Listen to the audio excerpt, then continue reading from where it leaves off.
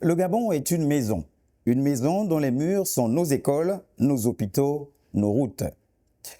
Mais une maison ne vit que si l'eau coule dans ses canalisations et si la lumière jaillit de ses ampoules. Or, trop souvent, nos robinets restent secs et nos quartiers plongés dans l'obscurité. L'eau et l'énergie ne sont pas des privilèges, ce sont des droits. Elles sont les deux grands souffles qui permettent à une nation de respirer, de grandir, de rêver. Sans elles, le développement reste une promesse suspendue, une route qui ne mène nulle part. Alors, ouvrons le débat. Que valent les promesses face aux attentes?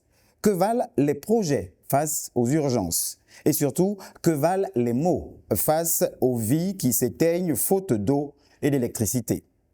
Merci en tout cas pour votre fidélité renouvelée à GouVactu le MAG sur Gabon Première, une initiative, vous le savez, du secrétariat général du gouvernement afin que les membres de l'équipe gouvernementale viennent nous faire le point sur l'état d'avancement des projets prioritaires initiés par le président de la République, chef du gouvernement. Madame, Messieurs, bonsoir chez vous.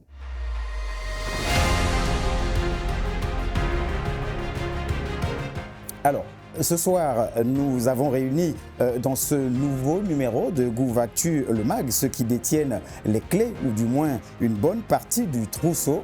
Tout d'abord, M. Philippe Tonangoy, ministre de l'Accès universel à l'eau et à l'énergie, c'est le lead. Monsieur le ministre, bonsoir. Bonsoir, M. Tibinda. Voilà, et puis avec vous, M. Marc Abeke, ministre délégué auprès du ministre de l'économie, des finances, de la dette et des participations, chargé du budget. Monsieur le ministre délégué, bonsoir à vous. Bonsoir, M. Marsat. Voilà, merci en tout cas d'avoir accepté l'invitation de GouVactu le MAG, cette initiative du secrétariat général du gouvernement. Et aujourd'hui, nous parlons de l'accès à l'énergie et à l'eau. Laissez-moi vous situer un tout petit peu le contexte, monsieur le ministre de l'énergie. Allez, contexte, le gouvernement engage une réforme historique via une feuille de route de 100 jours, échéance 5 mai 2026, soutenue par un budget de 90 milliards de francs CFA. L'enjeu est de passer d'un modèle en faillite à une gestion performante et transparente. Comme objectif, il y a une performance à atteindre, réduire les délestages à 14 heures par semaine et augmenter le taux d'accès à l'eau et à l'électricité. En termes d'infrastructure, réhabiliter 600 points d'eau ruraux et livrer les chantiers de Bikele, Lambaréné et Mayumba. Alors on parle de réforme également, acter la scission de la SEEG et adopter 13 textes réglementaires. Tout cela dans la transparence puisqu'il faille justifier l'investissement des 90 milliards et garantir la redevabilité des ministres. Monsieur le ministre Tonangoy, ministre de l'Accès universel à l'eau et à l'énergie, est-ce que la situation de ce contexte vous sied ou qu'a-t-il à rajouter? Qu'y a-t-il à rajouter? Merci bien, Monsieur Tibinda. D'abord, je voudrais remercier et féliciter le secrétaire général du gouvernement pour cette initiative importante qui permet aux populations de savoir ce que le gouvernement fait. Monsieur le ministre délégué, je vous dis bonsoir également. Je voudrais, avant toute chose, dire que l'accès universel à l'eau et à l'énergie ne sont pas une espèce de slogan. Il y a une dizaine d'années, les pays membres de l'ONU ont adopté les 17 objectifs de développement durable.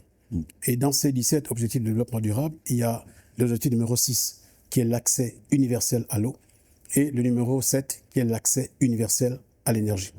Pourquoi l'épithète universel et accès, ces deux épithètes ont été accolées au ministère des Ressources hydrauliques, couramment appelé au Gabon, et à l'énergie. Mais comment définir justement ce concept? Vous dites que ce n'est pas un slogan. Comment le définir dans le contexte gabonais actuel que vous connaissez et que nous connaissons tous? Très bien. C'est parce que simplement, l'accès à l'eau ne doit plus constituer un privilège. L'accès à l'énergie ne doit plus constituer une espèce d'autre privilège. Les pays ont obligation, je dis bien obligation, de fournir à leur population de l'eau en quantité, en qualité, de manière régulière. C'est la même chose pour l'énergie. Ça voudrait dire que le Gabon manque à ses obligations souvent? Ça ne veut pas dire que le Gabon manque à ses obligations souvent, ça veut dire que le Gabon a pris conscience de cet engagement universel des pays membres de l'ONU pour pouvoir faire en sorte que leur population ait accès de manière universelle, de manière équitable, de manière permanente à ces deux ressources qui sont essentielles pour la vie, notamment l'eau, mais également pour les domestiques, les besoins domestiques en ce qui concerne l'énergie, mais également les besoins de développement industriel en ce qui concerne l'énergie. Donc, l'épithète qui a été accolée au ministère de l'accès universel à l'eau et à l'énergie colle d'abord bien à cet objectif mondial. D'accord. C'est essentiel. Alors, puisqu'on parle effectivement de cet accès universel à l'eau, quel est le constat que vous faites? Quel est votre état d'esprit? Quel est peut-être votre état psychologique également quant aux réalités que vivent les Gabonais par rapport à l'eau et à l'électricité aujourd'hui? Très bien. Nous parlons aujourd'hui des 100 jours, des actions qui sont prévues pour les 100 jours qui partent donc du 5 février, qui sont partis depuis le 5 février jusqu'au 5 mai. Jusqu'au 5 mai. Il faut savoir que ce n'est pas dans les 100 jours que nous allons résoudre tous les problèmes du secteur, qui consiste à faire en sorte que chaque Gabonais puisse avoir de l'eau à son robinet, que chaque Gabonais puisse avoir accès à l'énergie, que chaque industrie puisse avoir accès à l'énergie. Il faut que les Gabonais sachent bien que ce n'est pas en 100 jours que nous allons résoudre ces problèmes. Mais il y a des priorités qui découlent d'un constat, qui découlent d'un diagnostic. Tout à fait. Le diagnostic est simple. C'est un triptyque. Nous avons, ces 20-25 dernières années, enregistré des infrastructures qui n'ont pas été entretenues comme il se doit. Autrement dit, on a un taux de maintenance de l'ensemble des infrastructures sur l'ensemble du territoire national qui ont un taux de maintenance inférieur à 10%. C'est un constat énorme. Deuxième chose, depuis une cinquantaine d'années, nous avons des barrages hydroélectriques, Kingele, Chimbele, la centrale thermique de Port-Gentil à gaz de la SEG, elle a 58 ans, entre 55 et 58 ans. Ces équipements sont d'un certain âge. Ensuite, nous avons des infrastructures hydriques, notamment au niveau de Grand Libreville, où quand vous êtes au centre-ville, ces infrastructures datent des années 1958-1960. C'est dans les périphéries de Libreville, dans le sud de Libreville et au nord de Libreville, que nous avons des infrastructures de stockage, de transport et de distribution de génération relativement nouvelles. Mais qu'est-ce qui s'est passé? Ces 20 dernières années, la convention de concession qui a lié l'État gabonais à la Société d'énergie et d'eau du Gabon, qui est le bras séculé de cette politique, cette convention de concession n'a pas été suivie comme il se doit dans les règles. Il a manqué 3 choses. Premièrement, le contrôle régulier de ces infrastructures. Qui devait assurer ce contrôle? C'est l'État. C'est l'État. Donc, via l'Agence de régulation du secteur d'eau et d'énergie. Donc, l'État a failli à ce moment-là. L'État a failli. Deuxièmement. Nous sommes tous responsables. Deuxièmement, il y a que la Société d'énergie et d'eau du Gabon a connu également une évolution qui a été marquée par la privatisation, puis les contrats avec le groupe Veolia, pour ne pas le citer, et qui a conduit, n'est-ce pas, à une situation de cataclysme, je vais dire, entre guillemets, je vais développer ça tout à l'heure, au sein de la Société d'énergie du Gabon. Et troisième chose qui n'a pas marché essentiellement, c'est que le Gabonais n'a pas pris conscience du fait qu'il est le propriétaire de l'ensemble des infrastructures qui ont été confiées à la SEG. Le Gabonais, c'est-à-dire c'est la population? C'est vous et moi. D'accord, tout le monde alors. L'État gabonais est actionnaire à 56% au sein de la SEG, via le Fonds gabonais d'investissement stratégique. Cela veut dire quoi? Ça veut dire que chaque Gabonais est propriétaire, est actionnaire de la Société d'énergie du Gabon. Aujourd'hui, le Gabonais a tendance à pointer du doigt sur la SEG, mais nous sommes propriétaires. Chaque Gabonais a tendance à pointer du doigt alors qu'il est le propriétaire de cet outil. Nous devons changer de paradigme. Nous devons savoir que les problèmes que vit la SEG aujourd'hui ne sont pas les problèmes de la SEG, ce sont les problèmes des Gabonais qui sont les propriétaires de la SEG. Mais peut-être que l'État n'a pas fait en sorte que les Gabonais se sentent concernés. Qu'est-ce que vous attendez des Gabonais finalement?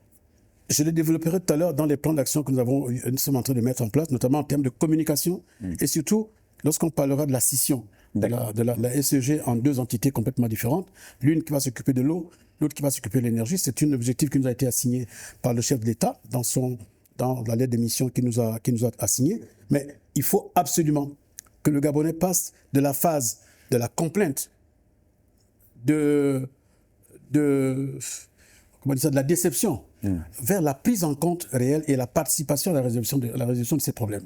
Je m'explique. Dans Libreville, nous avons 45 quartiers. Ces 45 quartiers sont tels que s'il y a une fuite d'eau derrière la maison de M. Tchibinda, l'agent qui est à la SEG ne peut pas savoir qu'il y a une fuite d'eau derrière votre maison.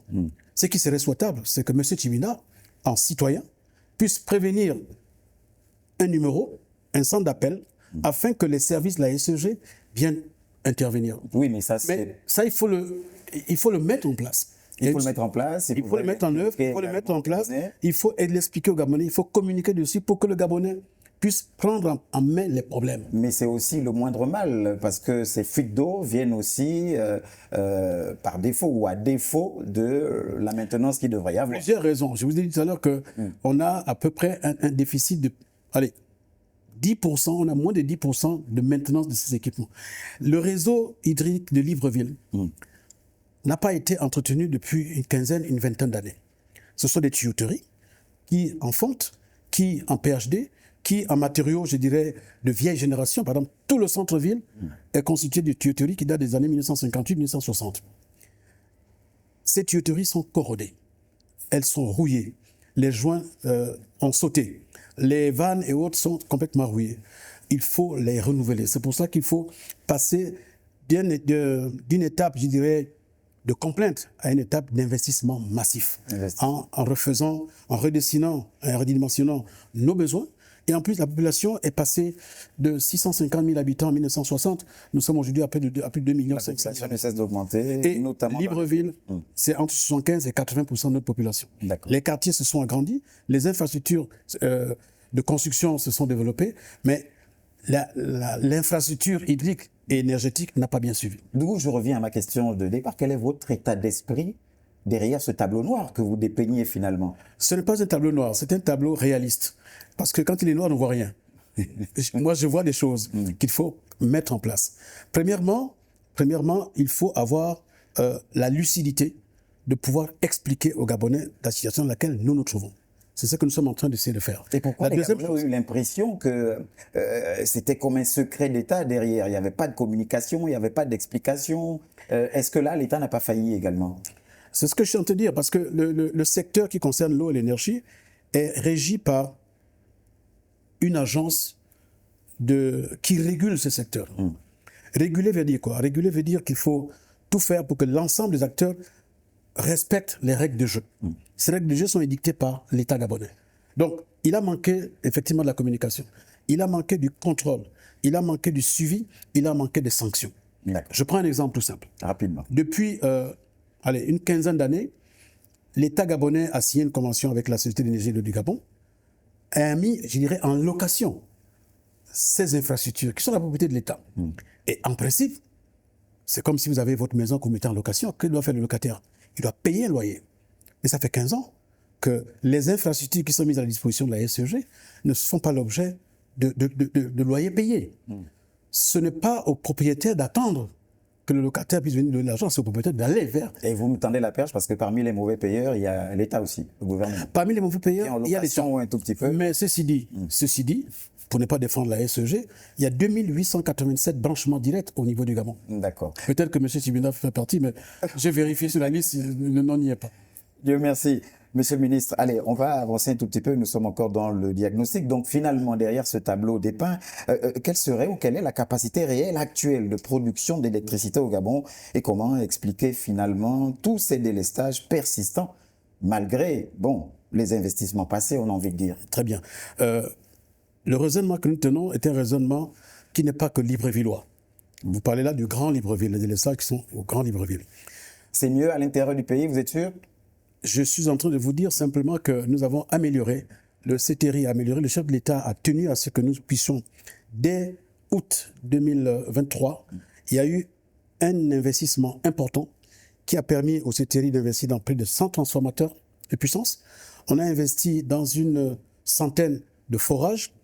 On a investi dans une quarantaine de groupes électrogènes qui ont alimenté les 44 centrales de notre pays. Dans les 44 centrales, il y a 20 localités qui ont été touchées. Donc, les problèmes de crise énergétique sont moins ressentis à l'intérieur du pays, sauf Port-Gentil. Et donc, ça, c'est la première chose. La capacité actuelle, finalement, c'est la puissance disponible. Nous sommes autour de 325 à 335 mégawatts. Mais nous avons des pics de tension, des pics d'appel qui sont tels que, souvent, au lieu d'être, on a ça comme production, et on peut avoir des pics de 340 à 360 comme appel. C'est ce qui provoque souvent des perturbations. Autre chose, importante à savoir. La production d'énergie, toute l'énergie qui fournit Libreville, elle est produite dans le sud de Libreville, donc dans la zone de Kango. Précisément à Kingele ou à Chimbele, où nous avons 2 centrales hydroélectriques. Soit dit en passant, à la fin du mois de cette année, nous allons mettre la 3e centrale de cette zone, qui est celle de Kingele Aval, avec 35 MW, qui vont venir s'ajouter aux 160 MW qui existent déjà. Ensuite, nous avons au sud de Libreville la centrale thermique de la Société du patrimoine, qui fournit également à peu près 40 MW dans la ville de Libreville. Et nous avons la centrale d'Agreco, qui fournit en principe de manière contractuelle 100 MW, 105 MW, mais qui fournit aujourd'hui entre 50 et 60 MW. Et enfin, nous avons Car Powership, c'est un bateau qui fournit de l'énergie, contrat qui a fait couler beaucoup d'encre, qui nous fournit également entre 80 et 100 MW. La conjugaison de tout ceci fait en sorte que lorsque toute cette énergie est injectée dans un réseau, techniquement, il faut réunir 2 conditions pour que le réseau soit stable. La première condition, il faut que la tension, donc le voltage, puisse être strictement le même pour chaque producteur. Partout. Et enfin, la fréquence. La fréquence doit être exactement la même. Si chaque opérateur injecte dans le réseau de Libreville, qu'on appelle le RIC, le réseau interconnecté Libreville, la même tension, à la même fréquence, on n'aurait pas des perturbations sur le réseau. Le réseau est déjà vieux d'une 60aine d'années, les câbles sont écruits, les protections sont obsolètes, et donc nous avons un réseau qui est dit instable. C'est la raison pour laquelle, en termes de... Il y a ces coupures il y a des coupures intempestives, il peut y avoir des travaux programmés, comme il peut y avoir des délestages. Parce que le Gabonais confond la coupure intempestive, le délestage ou les travaux programmés. Merci à vous, Monsieur le Ministre, pour ces quelques précisions. Le temps de nous retourner vers le ministre délégué à l'économie. Alors, vous nous corrigerez si les chiffres sont quelque peu erronés. Selon nos investigations, 171 milliards de francs CFA pour le secteur eau, électricité, c'est colossal tout de même. Pourquoi ces investissements passés, finalement, n'ont-ils jamais produit les résultats escomptés? Où serait passé l'argent? On a envie de se poser la question, de savoir où est passé l'argent, finalement. Bon, ce que l'on peut dire tout de suite, c'est que le niveau réel de l'enveloppe globale est de 170,9. C'est le budget retenu pour le secteur eau et énergie. Et énergie. Voilà. Donc, plus précisément, pour le secteur eau et énergie, 158 milliards et 13 milliards pour la radioprotection. La radioprotection. On parle là du budget annuel, c'est ça? Oui, voilà, globalement. Ce sont les ressources prévues pour accompagner le secteur eau et énergie. Bon, vous comprenez que la pollution énergétique aujourd'hui est faible, donc le gouvernement a souhaité, pour booster ce secteur, de mettre une enveloppe conséquente pour accompagner le développement de ce secteur. Alors, on peut imaginer qu'il y a eu autant d'investissements les années passées. Où est passé l'argent finalement? On peut pas le confirmer. Parce que le ministre nous a quand même dépeint un tableau assez sombre. Non, le ministre vous présente la réalité de la situation d'aujourd'hui, mais je ne peux pas confirmer que le même niveau de moyens a été mis à disposition. D'investissement, ça pose un problème tout de même. C'est ce que je tentais de vous dire. Je ne peux pas confirmer ici que le même niveau d'investissement était prévu dans le cadre des budgets antérieurs. Okay? Donc il faut aussi dire que là, peut-être que les gouvernements passés n'ont pas pris la mesure donc des détériorations de l'entretien de nos équipements confiés à la SEG, notamment en exploitation. D'accord. Alors, le budget est une chose, le décaissement en est une autre. Quel serait le taux de consommation réel des crédits d'investissement dans votre secteur au cours, allez, on va dire, des 12 derniers mois? Bon, ce que l'on peut dire, que le taux de consommation, il est quand même assez faible. Il faut dire que derrière, le budget s'exécute aussi bien en dépenses qu'en recettes. Donc, il est important, on prévoit un niveau de recettes à couvrir pour accompagner le secteur, mais il faut que derrière, la mobilisation de ressources soit effective pour permettre donc à la ressource de financer les projets enregistrés et prévus. Donc, nous allons essayer de faire au mieux pour accompagner les sectoriels à réaliser donc les engagements qui ont été pris pendant la période des 100 jours, aussi bien toute l'année. Alors, vous faites bien de parler de cette période de 100 jours. Monsieur le ministre de l'Énergie, quels sont finalement les constats majeurs, on va dire, qui ont conduit à l'élaboration de cette feuille de route de 100 jours, pour ce qui concerne bien sûr votre secteur, l'énergie et l'eau? Merci bien, Monsieur Tibinda. Avant que de venir sur votre question, je voudrais rappeler la méthodologie que nous avons utilisée. Nommé à la tête du ministère, on a commencé par faire une seule chose, le diagnostic. Mais un diagnostic opérationnel de toute la situation hydrique et énergétique sur l'ensemble du territoire national. Premièrement, un diagnostic. Deuxièmement, il a fallu faire un plan d'action, un plan d'urgence, un plan minimum d'investissement d'urgence. Lié au diagnostic qui a été fait. Lié au diagnostic qui a été fait. Il découle. Et le diagnostic donnait quoi? Ce que je viens de vous dire tout à l'heure. Donc, des infrastructures complètement obsolètes, des infrastructures non renouvelées, des infrastructures non maintenues. Et évidemment, une situation de contrôle et de régulation qui ne suivait pas. Ça, c'est le premier diagnostic. Deuxième chose, après le plan minimum d'investissement d'urgence, nous avons élaboré, et nous sommes en train d'élaborer, la politique énergétique et la politique hydrique du Gabon. Je m'excuse d'insister sur ce point, il est essentiel. Nous disposons au niveau du ministère de ce qu'on appelle des plans sectoriels. Un plan énergétique, un plan hydrique, ou parfois, je vais dire, des schémas directeurs sur le développement énergétique sur 5, 6, 7 ans. Une politique énergétique ou une politique hydrique dans un pays comporte 5 choses. La première chose, c'est la vision. La vision du chef de l'État, c'est une vision qui nous a exposée sur ces 7 ans de mandat, mais que le PNDC élabore sur à peu près 25 à 30 ans. Ça, c'est la première chose. La deuxième chose, c'est le projet de société sur lequel, à la base duquel le chef de l'État a été élu. Donc, nous avons adopté cette vision sur le projet de société. La troisième chose, c'est qu'il y ait une territorialité du plan d'action. Un schéma directeur peut toucher une zone, une région ou un quartier, mais une politique touche l'ensemble du territoire national. Donc, nous avons élaboré un schéma sur la territorialité du pays. Et enfin, il faut jalonner toutes ces étapes par un budget d'investissement. Et cette planification se matérialise par une espèce de validation de ce dossier qui se transforme en fait en loi de programmation. Et elle est validée par le peuple gabonais qui est représenté à l'Assemblée nationale. Donc, la loi de programmation que nous sommes en train de préparer découle donc de ce travail. C'est la raison pour laquelle, dans cette loi de programmation, nous avons prévu, par exemple, pour les 7 premières années, de demander en investissement une somme d'à peu près 300 milliards de francs CFA par an sur 7 ans. Ce qui nous a mené à peu près à 2100 milliards que j'avais annoncé il y a quelques temps. Donc, les 2000 milliards que nous avons annoncés il y a à peu près 3-4 mois découlent de cette approche thématique. Donc, pour revenir maintenant à votre question de manière très, très précise, elle n'est que la priorisation en termes d'eau et d'énergie sur l'ensemble du territoire national des priorités absolues qui touchent le domaine rural, donc les 3044 villages, qui touchent nos 52 communes, qui touchent nos 48 chefs de département et qui touchent nos 9 chefs de province, avec essentiellement Libreville, Port-Gentil, OIM et Franceville qui constituent vraiment les points chauds qu'il faut éteindre rapidement. Alors, voici l'approche. Voilà, une bonne approche de grands programmes, de grands projets, des plans semble-t-il bien établis.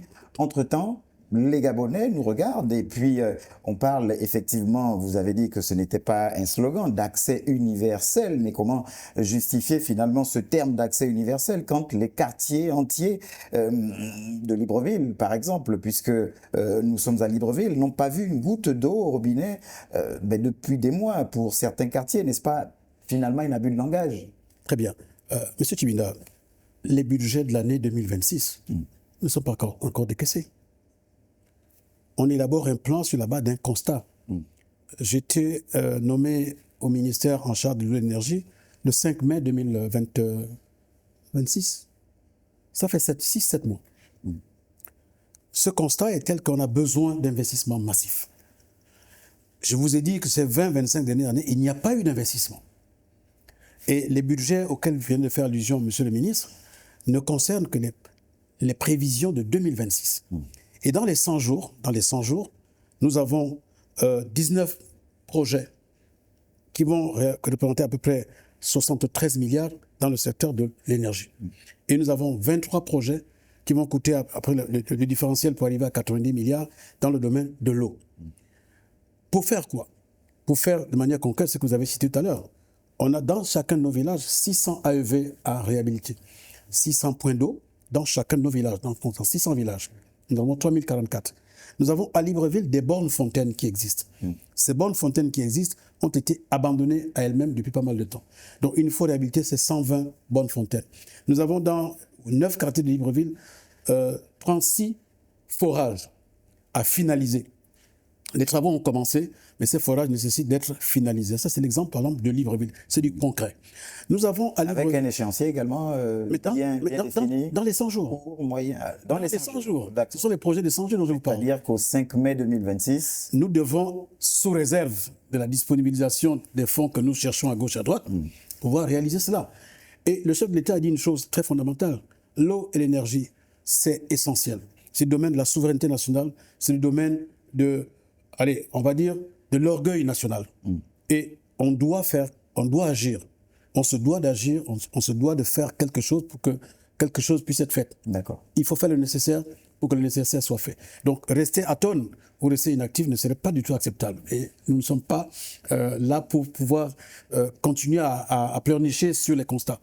Le Gabonais, oui, parle des constats, parle des conséquences. Les conséquences, c'est ne pas avoir l'eau au robinet. Mais quelle est la cause? Nous attaquons les Le Gabonais parle surtout du vécu, de ce qu'il subit au quotidien. Mais je suis entièrement d'accord avec vous. Quand est-ce que le Gabonais a commencé à constater qu'il n'y a pas d'eau dans son robinet? Ce n'est pas avant-hier soir. Ça fait belle lurette, ça fait plusieurs années. Merci bien. Ne me demandez pas à moi, tout de suite, qui vient d'arriver, de venir réparer ce qui a commencé à détériorer. Sauf que la situation semble la situation ne peut que s'aggraver. Tout à fait. Nous faisons ce qu'on appelle du pansement. Ces dernières années. Chacun de nous a déjà eu au moins une blessure un jour. Chacun de nous a déjà eu au moins, ne serait-ce qu'une égratignure un jour. Lorsqu'on fait un pansement, il faut prendre du mercurochrome, du paradrap, du désinfectant, et vous pansez la blessure.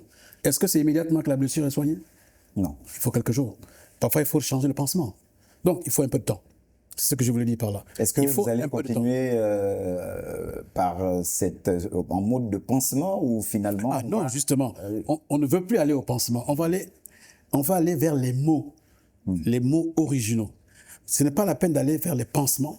On a toujours travaillé par du pansement. On va aller aux causes profondes. Et pour attaquer les causes profondes, il faut investir. Il faut investir dans les hommes, nous les avons. Il faut investir dans les technologies, nous les avons. Il faut investir dans les moyens. Nous sommes en train de nous mobiliser pour pouvoir les avoir. Mais surtout, il faut investir dans la prise en charge effective de ces dossiers. Et puis une orthodoxie financière pour que l'argent qui est mobilisé puisse aller effectivement vers les dossiers pour lesquels on a besoin des résultats. Voilà. Nous avons aujourd'hui des délestages, ce qu'on appelle couramment, régulièrement des délestages. Mais ce ne sont pas que des délestages. Voyez-vous, le câble qui alimente tout Libreville, un 90 kV, qui part de Vendo et arrive à Bisségué, qui est le poste névralgique d'arrivée de l'énergie de Kingele et de Vendo à Libreville, avant de dispatcher dans tous les quartiers. Le câble qui part de Vendo à Libreville, il a 37 ans. Ce câble est d'une certaine génération. Et la capacité de transport de ce câble aujourd'hui est telle qu'on a de l'énergie qui ne peut pas transiter. Donc, la semaine dernière, dimanche dernier, la Société d'énergie du Gabon a dû communiquer en disant que de 5h30 jusqu'à 13h, nous allons pouvoir couper le courant dans Libreville, comme on dit, pour permettre le remplacement de certains secteurs de ce câble. Ça, ce n'est pas du délestage. Ça, c'est ce qu'on appelle des travaux programmés. Il faut que le Gabonais comprenne qu'on ne peut pas faire d'omelette sans casser les œufs. Sans casser les œufs. Alors, lorsqu'on parle de ne pas pouvoir faire d'omelette sans casser des œufs, est-ce qu'on a l'impression, au regard de, du découpage de ces délestages, que même lorsque une fourchette est donnée, la dernière fois, ils ont parlé de 5h à 14h. Il y a certains quartiers qui, malheureusement, eux, sont souvent les premiers délestés et les derniers réhabilités en termes d'électricité. Vous n'avez pas eu de plainte de ce genre? En tout cas, nous sommes bien placés pour vous parler, par exemple, du quartier d'Unzari. On a l'impression que c'est là-bas que se passent toutes les expériences où on a envie peut-être de tester la patience des populations. C'est une impression. Elle peut être vraie, comme elle peut être fausse. Et Nzarion, c'est plusieurs quartiers dans Nzarion. Il y a plusieurs zones dans Zaïon qui sont alimentées par plusieurs sources énergétiques, plusieurs transfos, mais également plusieurs sources hydriques. Il y a une partie des Zaïon qui est arraisonnée en eau, une autre partie qui n'est pas arraisonnée en eau, parce qu'il y a aussi des citoyens gabonais. Je ne parle pas que d'eau, monsieur le ministre. Je parle de l'électricité également. D'accord. C'est la raison pour laquelle un quartier comme Zaïon n'est pas alimenté que par un seul transformateur. Zaïon, c'est aujourd'hui, l'un des quartiers les plus populaires de Libreville. Donc, il peut avoir 5 ou 6 postes de transformation. Un incident peut arriver sur une zone et dans le même quartier. Mais ça s'appelle des incidents de trajet. Par rapport aux horaires qui sont indiqués, il faut bien qu'on lise 16 heures de coupure ou de délestage sont données à titre indicatif. Nous comptons sur vous, la presse, pour relayer ces messages. Il peut y avoir des aléas. Il peut y avoir des aléas technologiques, il peut y avoir des aléas techniques, de manière à ce qu'on a prévu de faire cette tâche en 1 heure.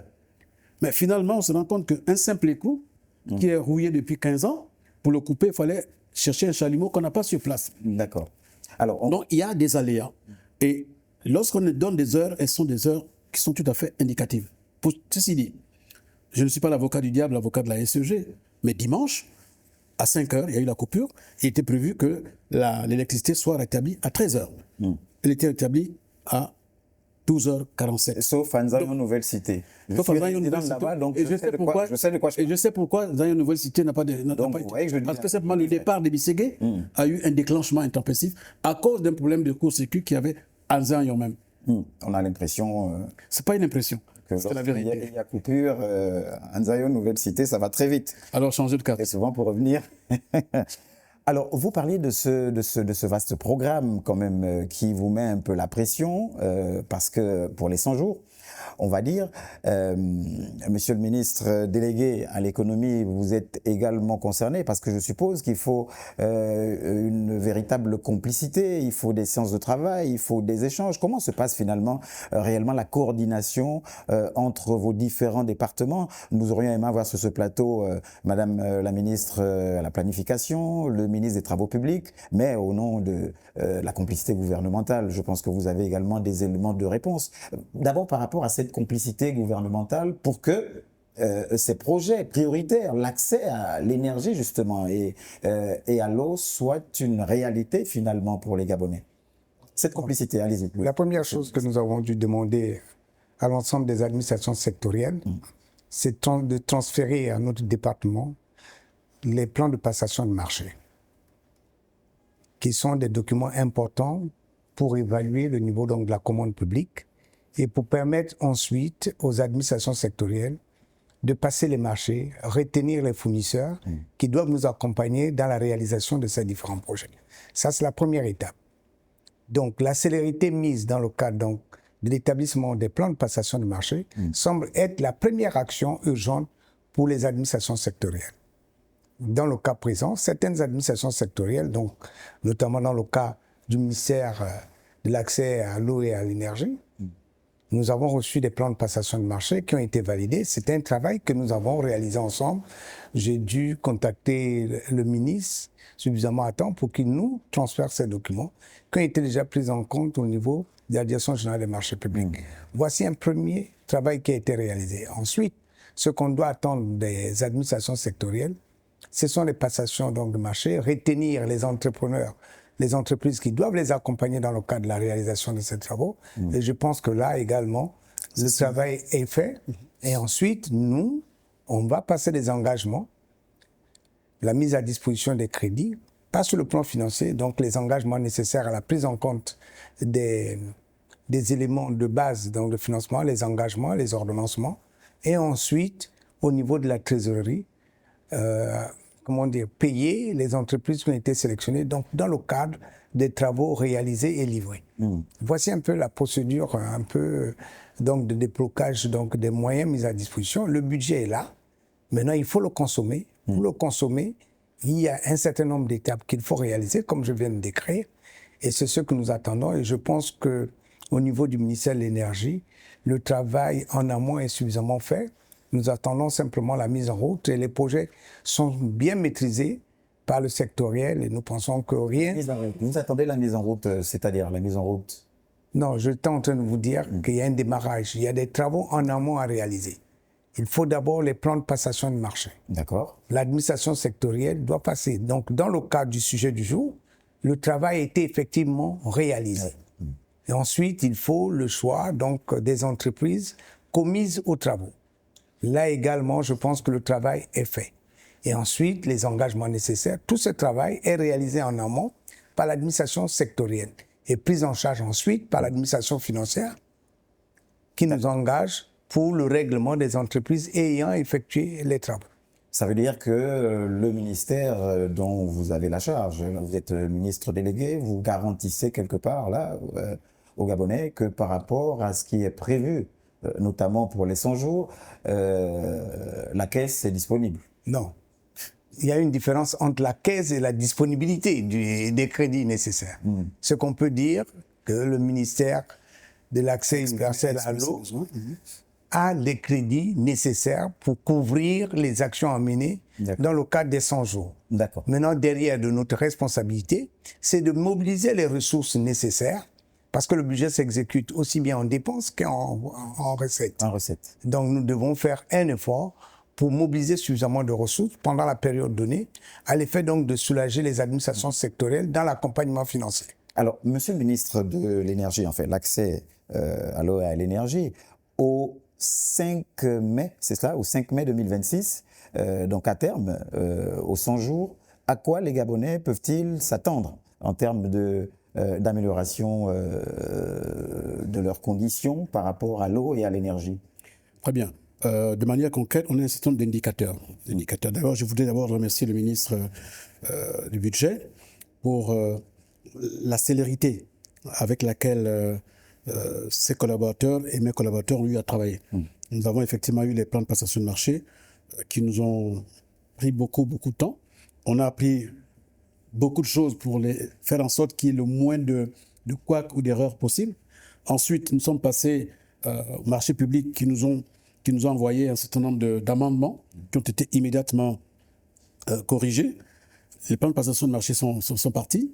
Et jusqu'à hier encore, j'ai signé l'essentiel des marchés sur les 43 projets que nous avons. Donc ça, c'est déjà une étape extrêmement importante.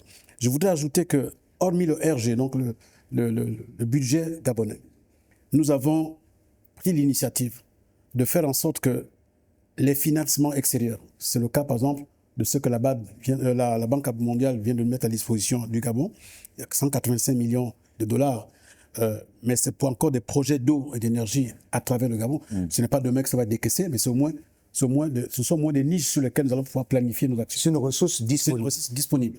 Ensuite, nous avons également mis en place ce que nous avons appelé le plan Marshall, en disant que sur une période de 1 an ou 2 ou 3, j'avais écrit au vice-président du gouvernement qui a saisi le ministre en charge du pétrole, qui a saisi le ministère de l'économie et des finances, voir la faisabilité, pour que 1% de notre PID-PIH puisse être exceptionnellement affecté au projet d'eau et d'énergie qui ne pourrait pas être couvert uniquement par le budget de l'État.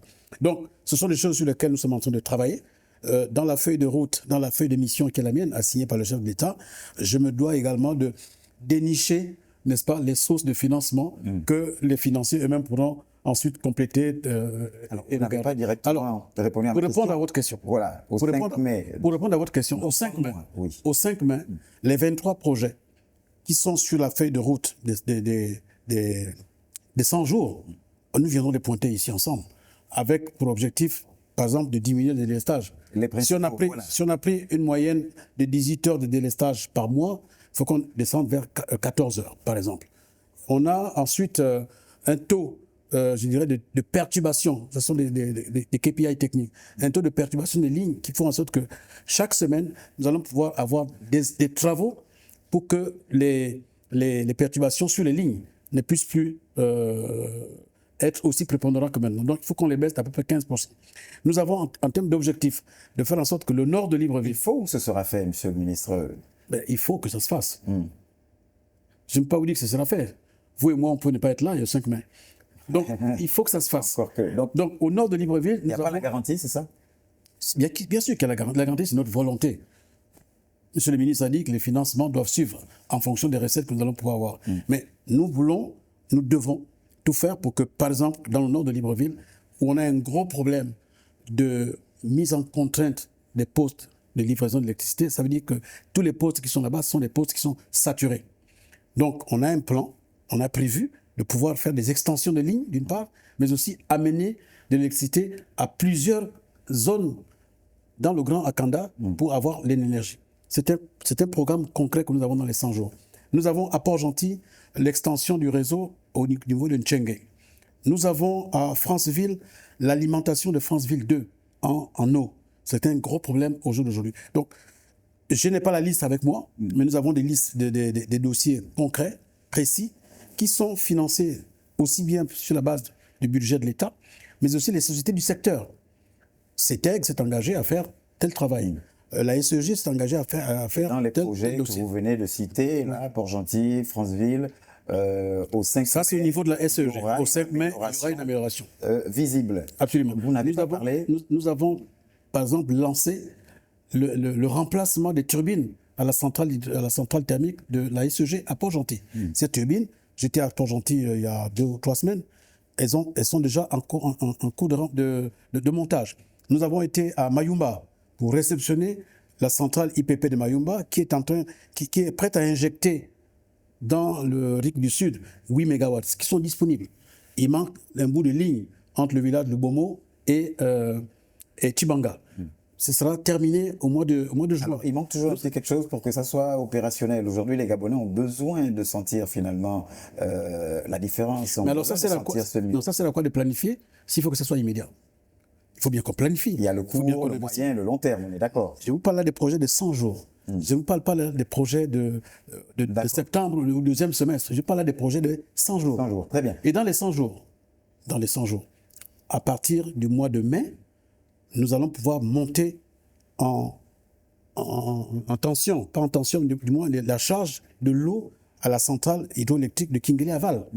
Il faut à peu près 4 mois pour remonter le niveau de l'eau avant de produire l'énergie. Nous avons prévu de le lancer dans les 100 jours. D'accord. Ouais. Alors, dans les 100 jours, vous n'avez pas parlé de ces structures très, très sensibles, les structures de santé, qui, on le sait, qui manquent cruellement d'eau. Ne faudrait-il pas justement définir également un protocole de desserte prioritaire pour les hôpitaux, au même titre, par exemple, que les particuliers, pour garantir des conditions d'hygiène vitales? Alors, nous avons... Qu'est-ce qui est prévu pour les structures de santé? Très bien. Nous avons 4 grandes structures hospitalières à Libreville. Il y a des projets qui sont prévus pour leur apporter de l'eau, mais sous forme de forage. Ces forages sont déjà en cours, là où je vous parle. Au niveau de l'hôpital général, par exemple, il y a un château d'eau métallique qui est prévu au niveau, juste en face du site qui abrite le siège de Mouf Gabon, de Libertis. Il y a au niveau de l'hôpital d'Akanda, l'hôpital d'Ovendo, des forages qui sont également en cours de réalisation. Je dis bien en cours de réalisation, où les études sont terminées. Donc ça, c'est au niveau des infrastructures hospitalières dans le Grand Libreville. Mais ceci dit, ce ne sont que des solutions, je dirais, palliatives. Ceci dit, les zones de ces hôpitaux ont des réseaux hydriques qui sont de très vieille génération et qu'il faut renouveler. À long terme? Pas à long terme. À moyen terme? À court terme. Le court terme, c'est 1 an. Dans un projet hydrique, il faut avoir fait des études. On ne pose pas une canalisation n'importe comment sans faire des études. Les études prennent entre 3 et 4 mois. Ensuite, il faut commander le matériel qui n'est pas fabriqué ici. Il faut 2 ou 3 mois pour le faire venir.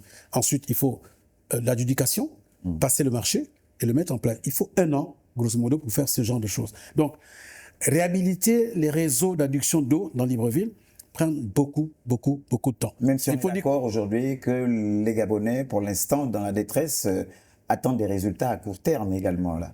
Je suis entièrement d'accord, mais il faut que le Gabonais intègre le fait que... ce n'est pas par un claquement de doigts que le chef de l'État, que le gouvernement, que les membres du gouvernement vont venir leur dire que c'est demain matin que ça va se faire. Il faut des infrastructures sérieuses qui doivent tenir 20-25 ans. Voyez-vous, je vous ai dit que le centre de Libreville a été installé sur le plan hydrologique dans les années 1958. Ça fait 68 ans. Donc, quand on investit dans ce genre d'ouvrage, ce n'est pas pour durer 2 ou 3 ans. C'est pour 2 ou 3 générations. Et quand on investit pour 2 ou 3 générations, on investit sérieusement, on investit massivement. Tous les pays, M. Tibinda, qui sont passés par notre stade aujourd'hui, ont dû passer par une phase d'investissement massif. Je parle du Sénégal, je parle de la Côte d'Ivoire, je parle du Botswana, je parle du Zimbabwe, et même l'Afrique du Sud. Donc, le benchmarking que nous avons fait nous permet de dire que ce n'est pas demain matin qu'on va pouvoir trouver des solutions immédiatement dans tous les robinets de tout Libreville. Ce n'est pas possible. Mais il faut faire confiance aux gens qui sont là. Entre-temps, les Gabonais sont dans la détresse. Alors, vous parlez Non, de en ces tant que Gabonais, c'est pas dans la détresse. En tant que Gabonais, il faut accompagner. sont dans la détresse, monsieur le ministre. Il serait souhaitable en que le termes journaliste, d'énergie et d'eau. que le monde du journalisme accompagne le mindset des Gabonais pour dire que ensemble, nous devons faire un effort de comprendre qu'il faut qu'on investisse, qu'on coupe la tranchée, qu'on installe le tuyauterie, l'eau va arriver. Plutôt que de leur dire, on est dans le détresse. Il faut nous aider, il faut nous accompagner dans la presse. Non, mais ce n'est pas nous Dans la qui disons compréhension. Gabonais qui sont dans la détresse. Vous-même, vous décrivez. Tous les Gabonais sont dans la détresse. Effectivement, vous faisiez tout un constat, le diagnostic des infrastructures d'eau qui montre des canalisations datant de plusieurs décennies. Vous l'avez dit, vous avez parlé des châteaux d'eau également. Pourquoi privilégier de nouveaux châteaux d'eau, monsieur le ministre, plutôt que de réparer des fuites qui perdent 40% de la production? Très bien. Voyez-vous, il y a 20 ans, qu'était à Kanda? Rien du tout. Il y a 30 ans, est-ce qu'on parlait d'Alenakiri? Pas du tout. Il y a 40 ans, qui savait qu'on pouvait avoir des maisons au niveau de Malibé 1, Malibé 2? Personne. Donc, cela veut dire que les infrastructures de construction ont avancé avant que la ligne électrique ou la ligne d'alimentation d'eau n'avance. Donc, c'est un schéma directeur qui n'a pas été correctement suivi. Monsieur Tibinda, il faut qu'on rattrape cela. Ça prend malheureusement et nécessairement du temps. Oui, la population a augmenté, elle a cru d'à peu près 5 ou 6% par an, mais les infrastructures n'ont pas du tout avancé, voire du tout évolué. Voilà la problématique que nous avons de manière essentielle. Pour ça, il faut être lucide et dire au peuple que oui, nous avons des problèmes. On a commencé par faire du pansement, mais il faut qu'on passe du pansement à la chirurgie. C'est aussi simple. D'accord, et cela nécessite des moyens. Ça nécessite des moyens monsieur le et un ministre. peu de temps. Monsieur le ministre délégué à l'économie en charge du budget, le SIGFIP est souvent décrit comme un verrou qui finalement bloque les projets par la lenteur administrative décriée. Comment garantissez-vous qu'il ne s'agira pas ou qu'il ne s'agira pas d'excuses en tout cas pour excuses tout trouvées pour justifier les retards des 100 jours? Non, je ne pense pas que le système intégré de gestion de finances publiques est un moyen pour stopper les engagements de l'État. Bon, C'est plutôt quand même une application. de lenteur administrative. Non, c'est une application pour garantir la sincérité de l'exécution budgétaire. Parce que là, dans cette application, vous allez avoir le flux des dépenses et également le flux de ressources. Le flux de ressources comparé au flux des dépenses va nous permettre, nous, de bien assurer la programmation des prises en compte du flux des dépenses qui arrivent. OK? Donc, on n'aura pas deux applications séparées. Pour faire un meilleur plan de trésorerie, tout le monde se plaint qu'il y a plusieurs engagements qui ne sont pas réglés, plusieurs ordonnances qui ne sont pas réglées. Mais parce que si on engage sans tenir compte de la réalité de la caisse, c'est normal qu'on arrive avec plusieurs ordonnances non réglées. Donc, l'avantage d'avoir un système intégré de gestion de finances publiques, c'est qu'on a les deux flux, parce que je vous disais tout à l'heure que le budget s'exécute aussi bien en dépenses qu'en recettes. Okay? Donc, vous avez le flux de ressources qui arrive et le flux des dépenses. Bon, pour fluidifier ces deux sources qui vont alimenter la même application, il faut s'assurer du niveau de ressources qui vont venir absorber le niveau des dépenses. D'accord. Voilà. Donc, ce n'est pas tant une application qui est mise en place pour freiner l'exécution du budget, mais c'est plutôt une application qui est mise en place pour garantir la sincérité de l'exécution budgétaire. Alors, vous nous corrigerez, vous parlez de 90 milliards de francs CFA pour la feuille de route. Cette somme est-elle réellement disponible ou s'agit-il d'une intention d'emprunt, encore une fois? Non, ce qu'on vous a dit, le ministre tout à l'heure dans son narratif vous a bien expliqué le modèle économique qui vont accompagner son secteur. Il y a des projets financés par PPP, partenariat public-privé. Il y a des projets qui seront financés via la PID, Il y a des projets qui seront financés via donc des emprunts, on vous a dit, donc une mobilisation des ressources via la Banque mondiale, on vous a indiqué. Et il y a des projets qui seront financés par des ressources propres.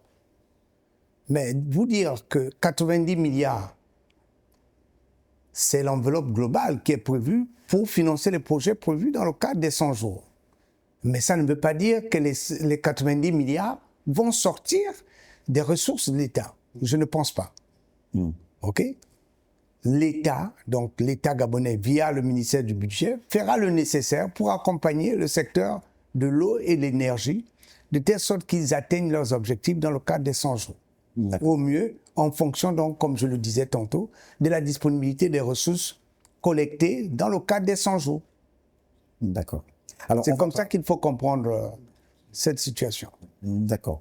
Monsieur le ministre de l'accès à l'eau et à l'énergie, comment comptez-vous concrètement, allez, on va rentrer dans le concret, comment comptez-vous concrètement réduire les délestages de 18 heures à 14 heures par semaine d'ici au 5 mai? Très bien. Mais par des travaux sur 3 choses. On doit réduire les délestages par l'amélioration des lignes. Ce sont les lignes qui transportent l'énergie.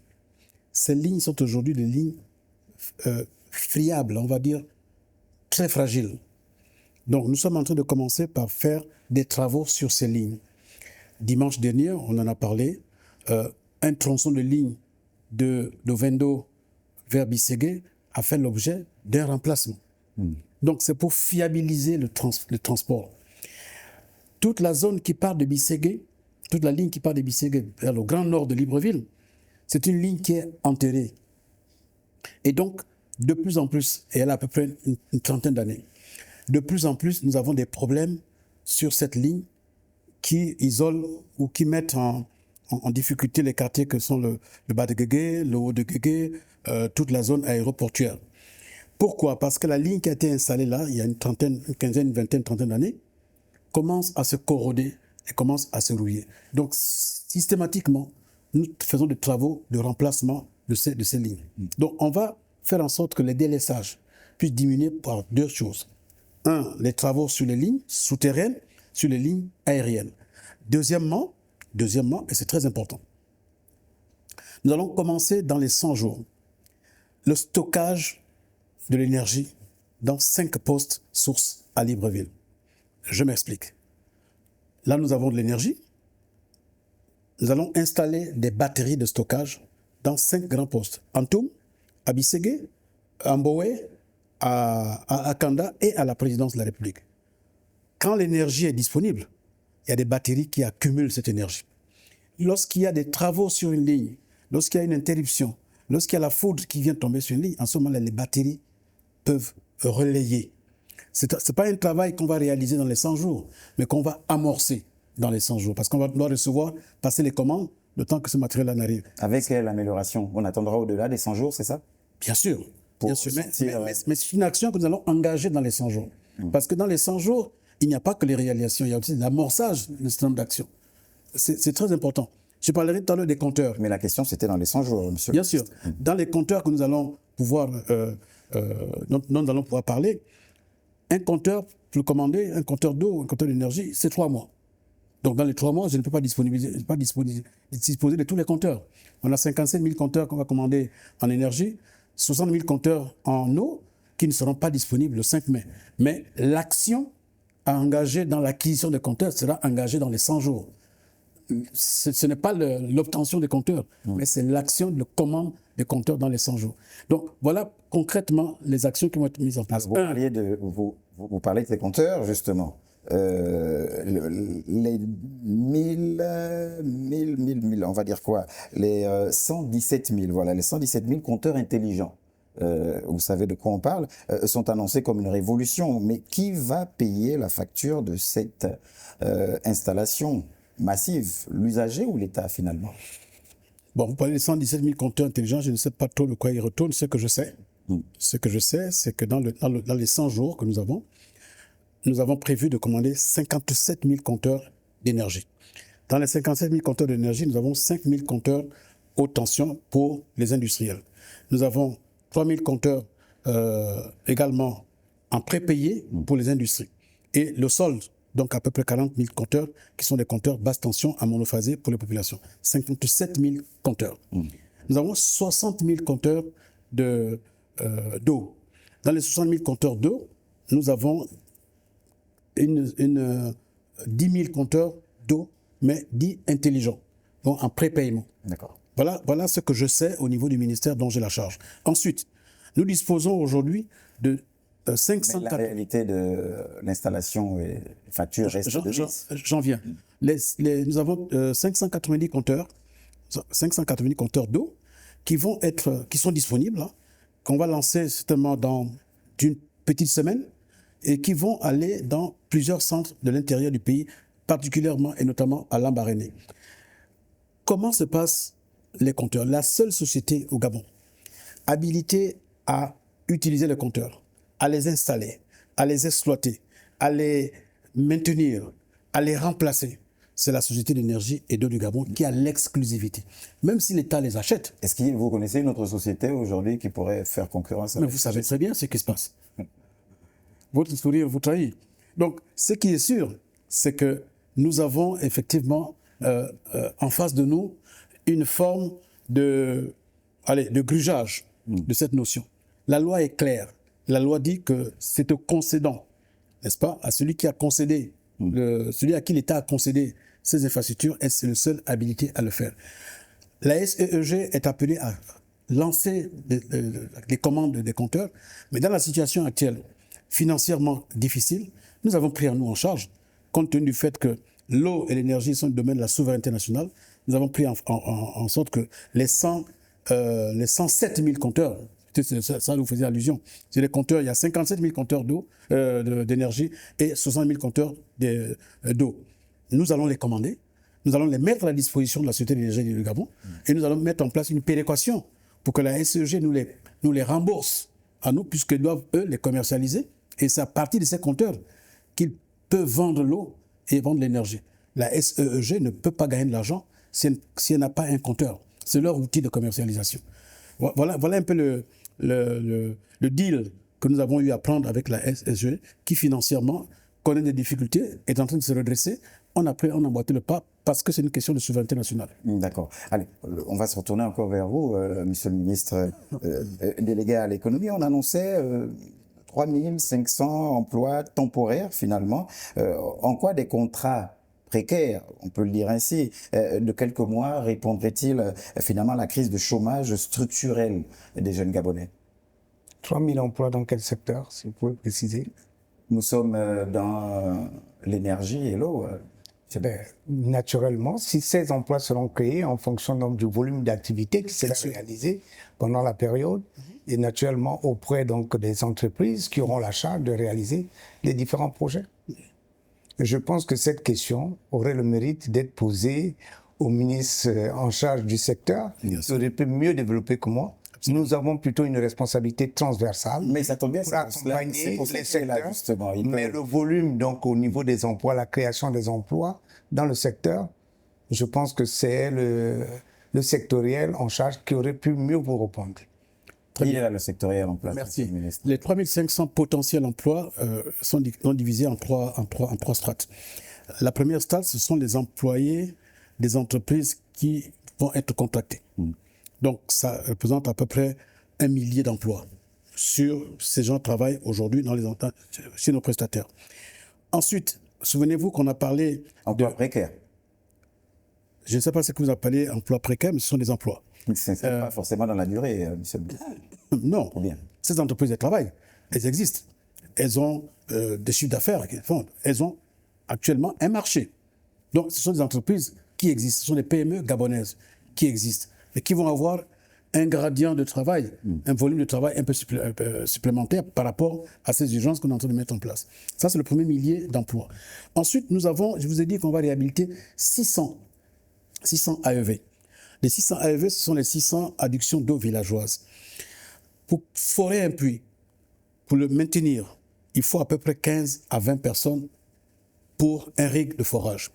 Donc, quand on prend 600 multiplié par à peu près 15, ça nous amène à un autre millier, grosso modo. Dans ce millier de personnes, il va y avoir dans le cadre de la décentralisation des jeunes qui vont être retenus dans le cadre de la décentralisation pour maintenir ces forages.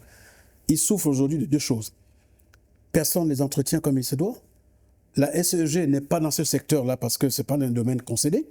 Et donc, les collectivités locales vont récupérer certains de ces jeunes pour la maintenance de ces forages et de ces adductions de villageois dans les villages. Donc, ils vont être reconvertis dans les collectivités locales qui vont être prises en charge parce qu'ils ont eu la formation lors des installations. Et enfin, on ne fait pas dans l'eau et l'énergie sans faire des études. Il y a également un domaine d'études qui est extrêmement important. Mais les études on a ce qu'on appelle les APS, les avant-projets sommaires. Les avant-projets définitifs sont plus ou moins terminés, mais les mises en œuvre, c'est surtout les missions de contrôle et de réception. Là également, entre 450 et 500 emplois qui vont être créés. Alors, ça tombe bien, vous parlez d'études, justement. Il y a la réhabilitation de 600 points d'eau en 100 jours. Ça signifie quoi? Livrer 6 points d'eau par jour, si on parle de 600. Est-ce techniquement réaliste ou est-ce une manipulation de chiffres? Ce n'est qu'une réhabilitation. Quand on réhabilite, c'est que ça existe. Et c'est réaliste? Ben, bien sûr. 600 points d'eau ruraux. 600 points d'eau dans le milieu rural. D'accord. C'est ce qu'on appelle des AEV, adduction d'eau villageoise. Est-ce que ça sera vérifiable, quantifiable? Nous irons sur le terrain. Nous irons sur le terrain. Alors, il y a également la méthode de gestion axée sur les résultats, qui est assez à la mode, hein, mais dans les faits, personne n'est jamais tenu pour responsable de la non-atteinte des KPI. Qu'est-ce qui change cette fois? Bien. Ce qui change cette fois, c'est que déjà observer le gouvernement tel qu'il est fait aujourd'hui. Le chef de l'État a mis en place un gouvernement, nous sommes à peu près 29 membres du gouvernement. Regardez les profils des 29 membres du gouvernement. 55 à 60% des membres du gouvernement viennent du privé. Cela veut dire quoi? Cela veut dire qu'ils sont habitués au challenge, aux objectifs, au compte rendu, mais également, surtout, à la remise en cause permanente. Ce n'est pas subjectif, ce que vous dites, monsieur. Je n'ai pas dit que c'était tout à fait... C'est du concret, là. Mais il faut, vous êtes journaliste, investiguez. Regardez les profils de tous les membres du gouvernement aujourd'hui. Moi, je viens du privé. Et donc, la culture des objectifs, la culture des KPI, les indicateurs de performance, la culture du compte rendu, la culture du résultat, ça fait 40 ans que je l'ai. Ce n'est pas aujourd'hui que je vais m'en séparer. Et donc, c'est cette culture-là que le chef de l'État a voulu inculquer au gouvernement, mise en œuvre par le secrétariat général du gouvernement, qui a mis en place des outils pour nous permettre de pouvoir faire du monitoring et de suivre. C'est ça le changement important qui est dans le gouvernement actuel. D'accord. Alors, il y a cette question d'un internaute. Mais personne ne se cachera derrière les faux résultats. Personne. Chacun va passer au peigne fin. Et je sais que votre peigne, il est très, très fin. Et chacun passera justement à GouVactu le MAG, cette émission à l'initiative du secrétariat général du gouvernement. Alors, cette question d'un internaute au sujet des délestages, monsieur le ministre. Sur quelle base sont choisis les quartiers impactés? Très bien. Les quartiers impactés ne sont pas choisis en fonction de quoi que ce soit. On a l'impression qu'ils ne sont pas choisis au hasard non plus. Bon, ça c'est un jugement de valeur qui ne tient pas. Alors, ce que je suggère, c'est que les équipes de journalistes, le jour où nous allons programmer des délestages dans les villes, viennent vous déplacer, vous venez à la Société d'énergie du Gabon. Il y a une salle de commande là-bas qui s'appelle le dispatching. Et vous allez suivre avec eux comment ça se passe. En quoi consiste le délestage? Nous avons, je dis n'importe quoi, 100 MW de disponibles. Il nous faut 300 MW. La justice envers tous voudrait que lorsqu'on dispose de 100 MW seulement sur une période de 10 heures, qu'on essaye de morceler, de partager. Comme un père de famille. Lorsqu'il n'a qu'un bout de pain, il essaie de le distribuer à chacun de ses enfants. Et donc, il y a un plan qui s'appelle un plan de délestage, qui fait en sorte que chacun des quartiers puisse avoir son énergie. Mais monsieur le ministre, il y a un fait. Selon des heures. Il y a un fait qui court. Non, pas forcément, mais on a l'impression que la programmation, les dispatchings ne sont pas respectés non plus. Mais alors, investiguez et venez vérifier. Les plans de délestage que nous mettons en œuvre, sur lesquels nous communiquons, à plus ou moins quelque chose, sont respectés.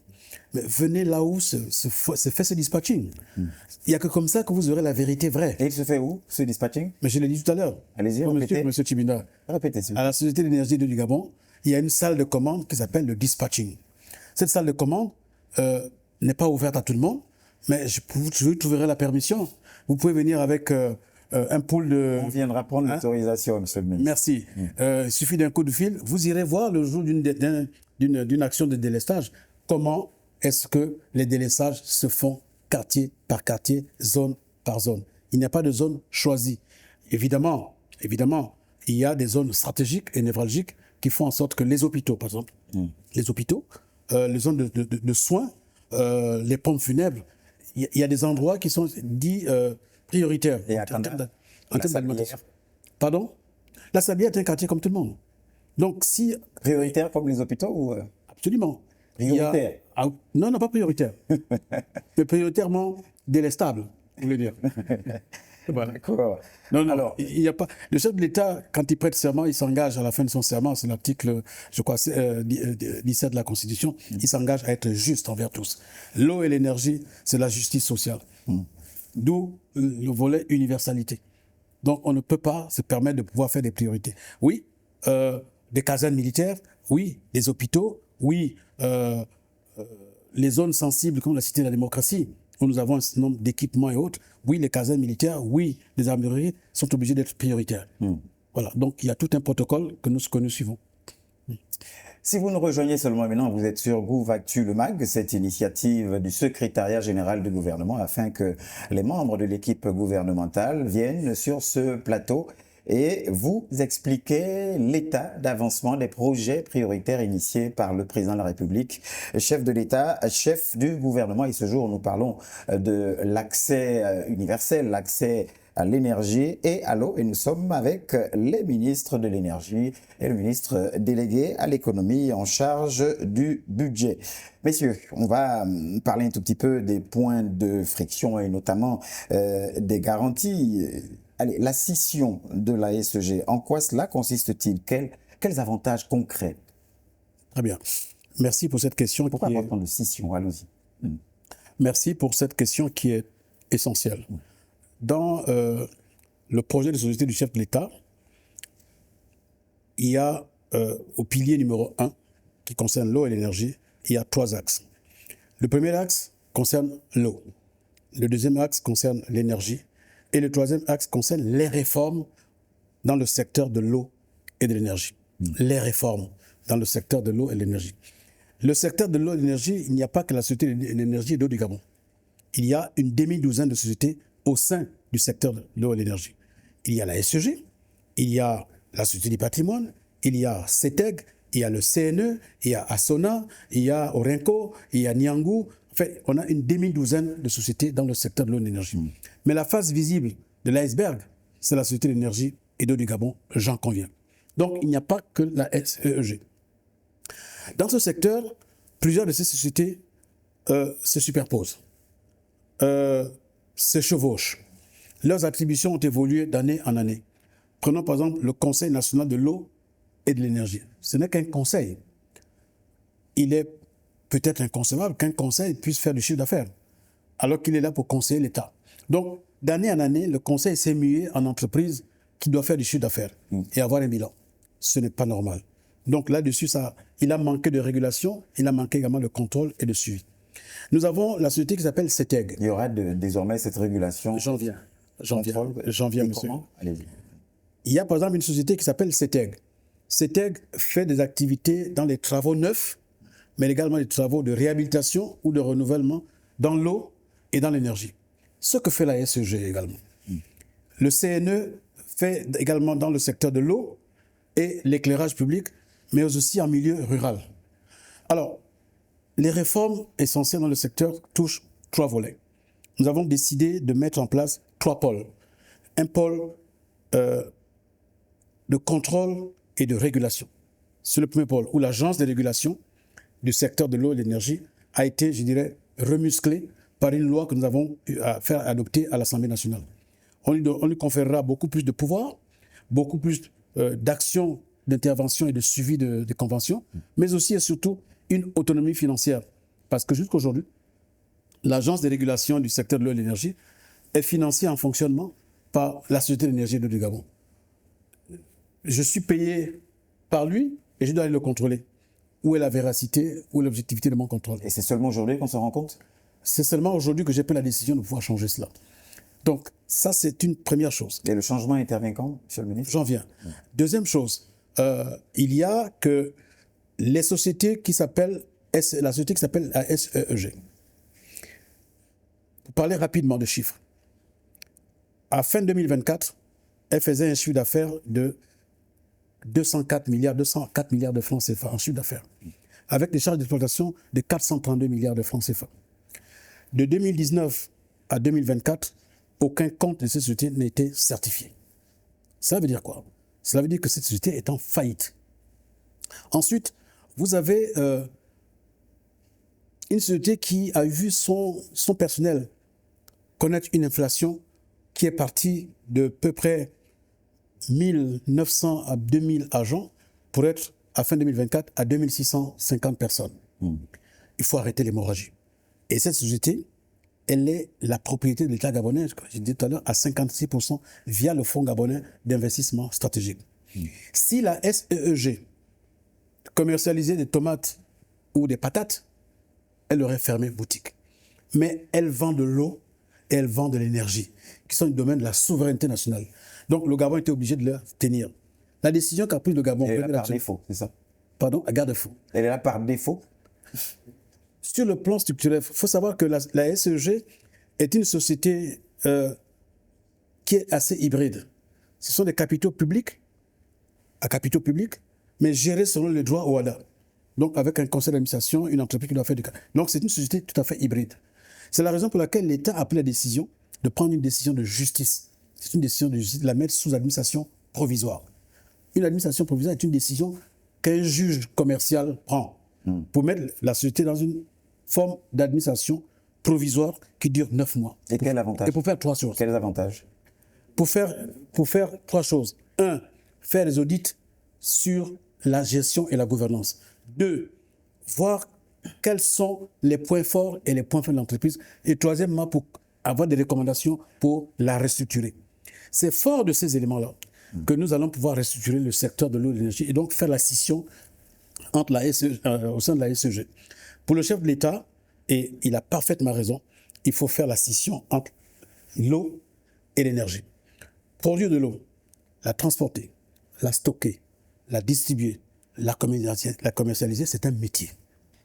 Produire l'énergie, la transporter, la stocker, la distribuer et la commercialiser, c'est un autre métier. Ce sont 2 métiers différents. Un peu l'exemple camerounais. Un peu l'exemple camerounais. Nous avons fait un benchmarking. D'électricité, est-ce qu'il y a déjà des opérateurs en vue? Absolument. Il n'y a pas d'opérateur en vue. Il y aura la scission de la SEEG qui est en train de se préparer. La SEEG va connaître 2 entreprises. Des commissaires à la scission sont en train d'être sélectionnés. Un travail préparatoire doit être fait, a déjà commencé depuis le 1er janvier. Nous allons pouvoir créer la Gabonaise des eaux, d'un côté, et Électricité du Gabon, de l'autre côté. 2 sociétés complètement différentes, avec des capitaux complètement différents. Avec le risque d'une perte ou des Gabonais qui perdraient leurs emplois? Non, pas du tout. Nous allons tout faire pour que le personnel qui est là aujourd'hui puisse être réparti équitablement entre la société en charge de l'eau. À la SEG, il y a 2 métiers. 2 métiers de base. Il y a les métiers de l'eau et il y a les métiers de l'électricité. Ceux qui sont dans les métiers de l'eau iront vers la société de l'eau.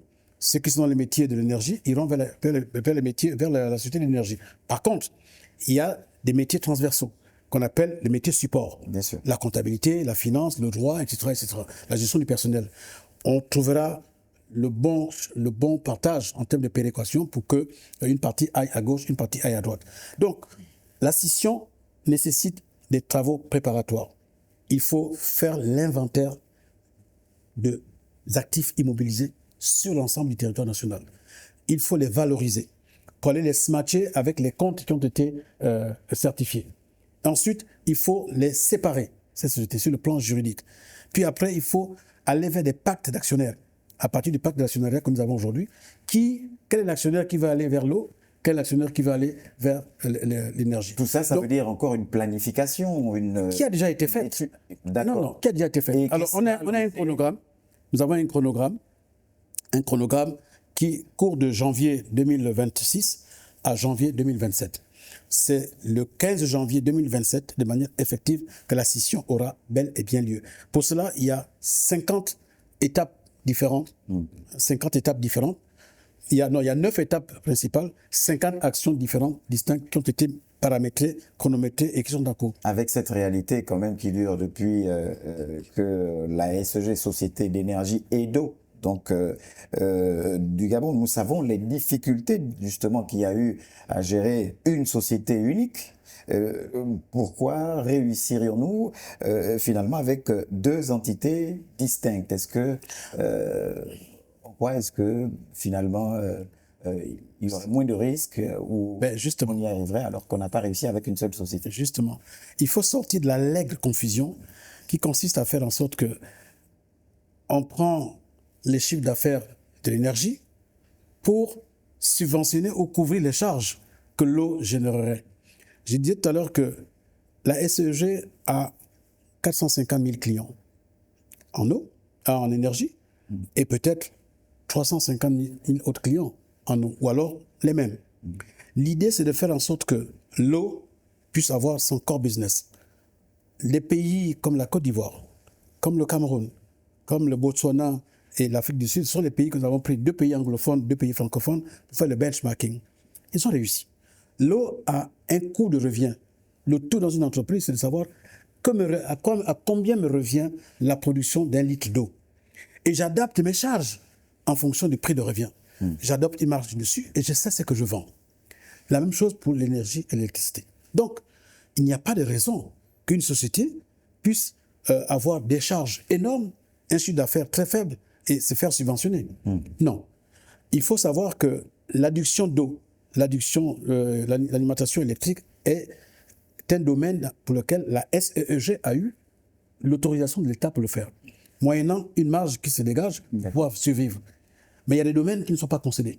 Monsieur Tibinda, dans nos 3044 villages, la SEG n'est pas présente. Mais il faut qu'on amène l'eau. Et c'est la raison pour laquelle, dans le plan d'action que nous avons eu à mettre en place, nous mettons en place des structures, des infrastructures qui vont être gérées par les collectivités locales, qui vont peut-être être amenées gérées par les collectivités locales au moment où la décentralisation n'est pas encore effective. Oh, que si. Le ministère dont j'ai la charge a délégué aux collectivités locales 63 items de nos responsabilités. Je prends un exemple tout simple. Le département... Dans votre secteur, la décentralisation, elle est... Elle est clarifiée.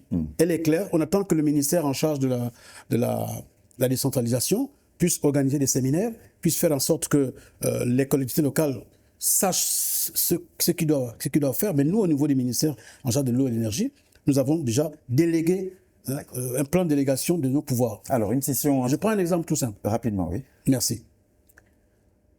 Dans un département qui a 40 villages, on a 40 pompes pour avoir de l'eau dans ces pompes. Ce ne sera plus le ministère ou la SEG qui ne peut jamais aller là-bas pour aller faire l'entretien ou la maintenance. Nous avons délégué ces infrastructures qui appartiennent à l'État, à la collectivité locale, moyennant un contrat de délégation, et à eux, à charge à eux maintenant, de pouvoir, dans leurs effectifs, prendre 2 ou 3 jeunes qui vont faire de la maintenance de l'ensemble de ces équipements et l'exploitation. Vous voyez, c'est une délégation qui est concrète dans les milieux ruraux, précisément. Alors, on parle effectivement de cette scission énergie-eau. Et en parlant d'eau, il y a cette question, monsieur le ministre délégué à l'économie, d'une internaute.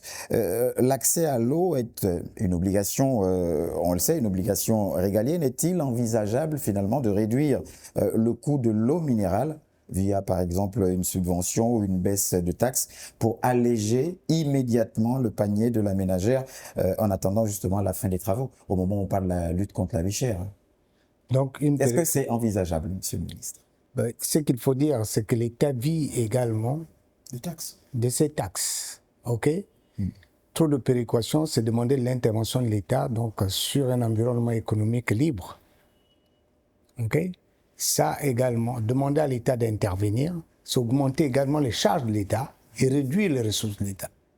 Donc ce n'est pas la réponse à l'internaute, ce n'est pas réaliste. Pour l'instant, il faut regarder et voir dans quel contexte comment contextualiser l'intervention de l'État tout en maintenant un niveau maximum donc, de ressources. Pour l'instant, la question vient d'être posée. Il faut regarder, voir quel est le niveau réel de productivité intéressant pour l'État. D'accord. Je pourrais compléter. Allez-y. Oui, allez-y. Parce que la question tout à l'heure était extrêmement importante. Vous voyez, la scission de la Société de l'eau et la Société de l'énergie va faire en sorte que les prix, les coûts de revient de la production d'un litre d'eau vont faire l'objet d'une analyse. À combien je produis un litre d'eau et à combien je peux le commercialiser. Donc, on va amener, la conséquence, ça va être quoi? La révision de la structure de prix. Et forcément, l'agent de régulation du secteur de l'eau et de l'énergie va être amené à faire une révisitation des tarifs de l'eau et de l'énergie au niveau du Gabon, qui peuvent être très avantageux. L'avantage de la scission, c'est qu'on maîtrise les coûts de revient et on peut alors adapter les prix dans ce sens. Nous pensons à faire un prix de l'eau qui sera sur 3 strates. Niveau haut, niveau médian et niveau faible. Allez, on va dire passer à la dernière partie de nos échanges, si vous le voulez bien, en parlant notamment des engagements, des dates et finalement votre vision, l'objectif final, Monsieur le ministre, de l'accès universel à l'eau. Durant les délestages, plusieurs de nos compatriotes, j'en ai fait les frais, soit dit en passant, voient leurs appareils endommagés, voire détruits.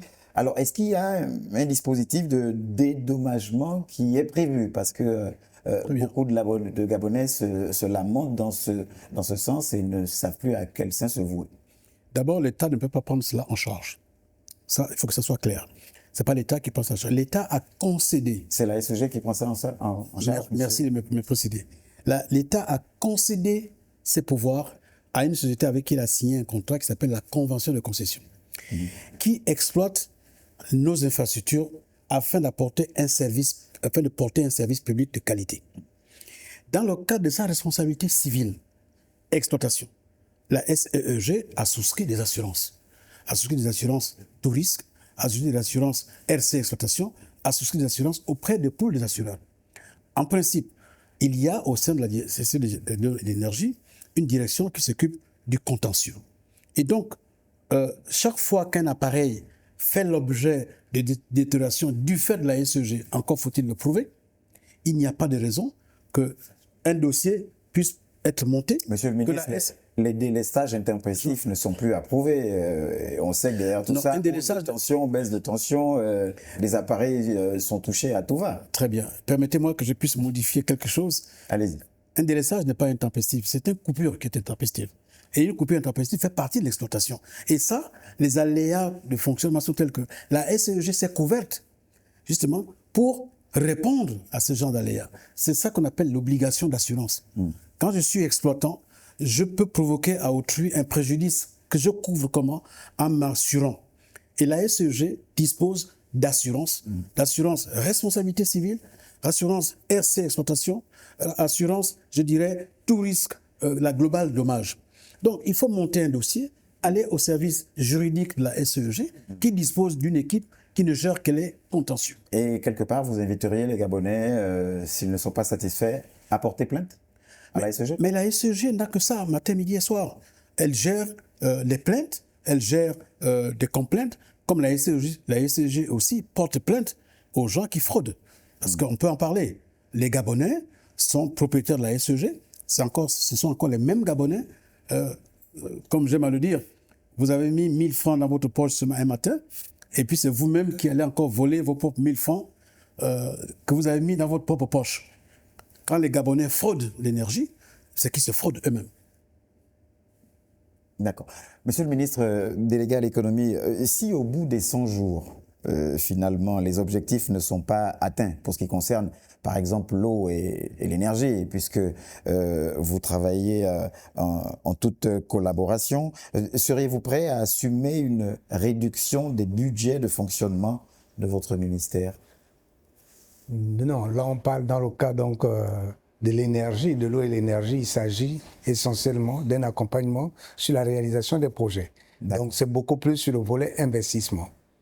Okay? Donc nous nous sommes engagés à accompagner le ministère sectoriel en mettant en place donc des budgets d'un niveau soutenable Et il nous appartient, nous, de mettre en face donc, les ressources nécessaires pour les accompagner. Et à l'aune de l'exercice, nous allons évaluer l'atteinte des résultats. Allez messieurs, nous sommes quasiment arrivés au terme de nos échanges. Le temps est passé très vite, il nous reste quasiment 5 minutes. La dernière question que vous pourrez toujours associer à votre mot de la fin, le 5 mai 2026 marquera la fin de cette feuille de route des 100 jours. Si à cette date, les délestages n'ont pas diminué, que l'eau ne coule toujours pas et que les 90 milliards sont consommés sans résultat visible, lequel d'entre vous ou des différents départements ou des départements ministériels concernés acceptera d'en tirer des conséquences politiques et de remettre sa démission au chef de l'État? Très bien. Mais écoutez, il s'agit du sectoriel concernant l'eau et l'énergie. Nous sommes des hommes responsables. Nous avons la responsabilité de gérer la situation actuelle.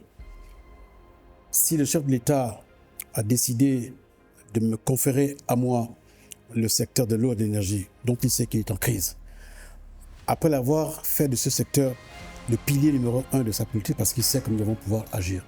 Et on doit agir, et on se doit de réussir. On ne doit pas aller pour dire qu'on ne doit pas réussir. Forcément, nous allons pouvoir réussir, nous allons réussir. Vous vous sentez une épée de Damoclès sur la tête? Oui ou non? Du tout. Pas de pression? Du tout. Par contre, je me sens plutôt responsable des 12 travaux d'Hercule. Et pour les 12 travaux d'Hercule, moi j'ai besoin effectivement du ministère en charge du budget pour m'accompagner. J'ai besoin des sociétés du secteur qui sont engagées à prendre en charge, sur le plan financier, certains de ces projets. J'ai besoin effectivement des financements extérieurs. J'ai besoin de la PID-PIH pour que toute cette batterie d'accompagnement puisse être mise en place. La fiche de 100 jours que nous avons élaborée a fait l'objet d'une analyse stratégique. Quelles sont ses forces? Quelles sont ses faiblesses? Quelles sont ses menaces? Et quelles sont les opportunités qu'elle présente aux Gabonais?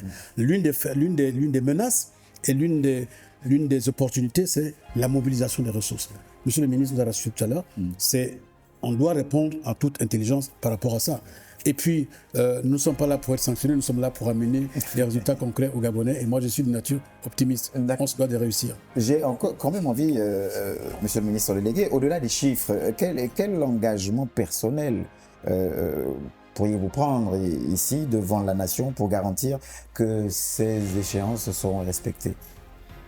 Mais l'engagement qu'on peut prendre, je vous ai dit tantôt que nous avons une responsabilité transversale. Avoir une responsabilité transversale, dans le cadre des 100 jours, il n'y a pas que le secteur d'eau et d'électricité. Nous avons le secteur des infrastructures. Nous avons plusieurs responsabilités sur le plan transversal auprès des autres sectoriels.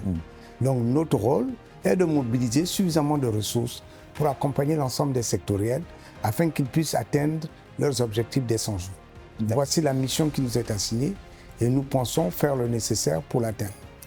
Monsieur le ministre de l'Énergie, en tant que lead, c'est à vous que revient le mot de la fin, tout en nous précisant peut-être, et si les résultats n'étaient pas au rendez-vous, non pas que nous soyons pessimistes, nous vous savons très travailleurs, comment entendez-vous finalement assumer votre responsabilité politique face à l'attente des citoyens? Et vous pourrez conclure. Très bien. Merci beaucoup. Les Gabonais sont face à des défis majeurs. Les Gabonais sont face à des inquiétudes, je dirais, légitimes. Les Gabonais sont face à des interrogations sur l'eau et l'énergie. Le chef de l'État, dans son projet de société, a fait de l'eau et de l'énergie sa boussole, sa priorité numéro 1. Il a confié au gouvernement, il a confié au ministère en charge de l'eau et de l'énergie cette mission de faire en sorte que 90% des Gabonais puissent avoir, n'est-ce pas, accès à l'énergie à la fin de son mandat. Que 95% des Gabonais puissent avoir accès à l'eau à la fin de son mandat, donc au bout de 7 ans. Nous avons fait un diagnostic, nous avons mis en place un plan d'action, nous avons quantifié les besoins, nous avons identifié et nous avons paramétré tout ceci pour en faire une loi de programmation. Une loi de programmation, c'est la vision du chef de l'État. Nous devons y aller. Il faudrait maintenant que nous mettons en œuvre par les périodes de 100 jours, les périodes de 600 jours, de 900 jours, dans l'année jusqu'aux 7 ans, un plan d'action qui soit le plus rigoureux possible, qui soit le plus concret possible, qui soit le plus réaliste possible. Et nous allons le soumettre au peuple gabonais à l'Assemblée nationale afin que les moyens nous soient consentis, que les contrôles soient effectués et que nous puissions sortir de ce marasme qui n'a que trop duré. Ce n'est pas de toute aise que nous vivons ce que nous vivons tous ensemble. Le ministre en charge de l'énergie vit autant de délestage que tous les Gabonais. Mais il faut faire preuve de courage, d'un peu de patience et les choses devraient s'améliorer. Voilà, je vous remercie. Merci à vous. Je rappelle que vous êtes M. Philippe Tonangoy, ministre de l'Accès universel à l'eau et à l'énergie. Vous étiez aujourd'hui accompagné de Marc Abeke, ministre délégué auprès du ministre de l'économie, des finances, de la dette et des participations chargé du budget. Merci encore d'avoir accepté l'invitation de Gouv Actu. Gouv Actu, une initiative, vous le savez, du secrétariat général du gouvernement pour que les membres du gouvernement, justement, concernés par les projets prioritaires édictés par le chef de l'État, viennent vous expliquer l'état d'avancement de ces projets. C'était le cas aujourd'hui de l'énergie et de l'eau. Allez, en termes de rappel, il y a le magazine Gouv Actu, le mag, désormais disponible en PDF sur www.gouvernement.ga. Voilà, merci. Nos remerciements également à tous nos partenaires. Nous pensons le Château Mobilier, immeuble rénovation. Vous appréciez, vous le dites au quotidien, ce décor, vous appréciez ces installations. Eh bien, effectuer le déplacement. Il y a de très très belles choses concernant justement l'immobilier. Merci également à Soho Concept Store. Merci à la direction générale de Gabon Télévision. Merci à l'agence de relations publiques CMcom. Et puis bien sûr, merci au groupe à Oreb Group. Voilà, Oreb Group. Gouv Actu, c'est fini pour aujourd'hui. Merci à vous pour votre fidélité et votre compréhension et votre accompagnement. On se retrouve au prochain numéro. Bonsoir chez vous.